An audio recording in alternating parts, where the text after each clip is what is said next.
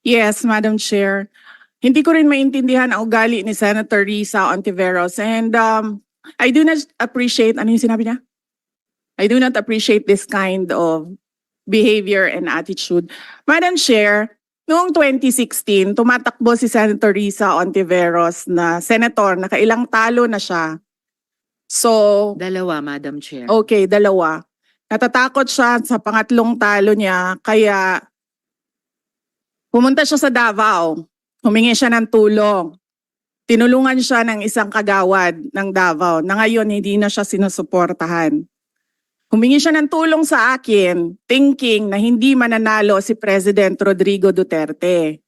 Kinausap niya ako ng kinausap doon sa law office ko sa Davao City. Sabi ko sa kanya, o sige, tutulungan kita. Chinika niya ako ng chinika. Tapos umalis siya. Siyempre, hindi naman siya tumutulong kay Pangulong Duterte. Hindi din totoo yung sinabi ko na tutulungan kita. Tinext niya ako. Pwede ba akong mag-follow up sa hinihingi kong tulong sa boto dyan sa Davao City? So sabi ko sa kanya, okay, sige.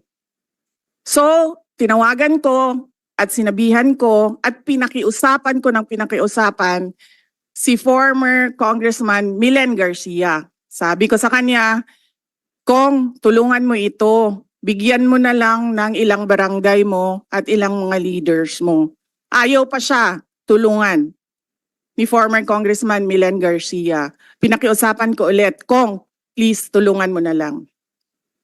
Nanalo na siya at nung nanalo siya, anong ginawa niya? Siya ang pinakaunang umatake kay President Rodrigo Duterte. Anong tawag sa ugaling ganito?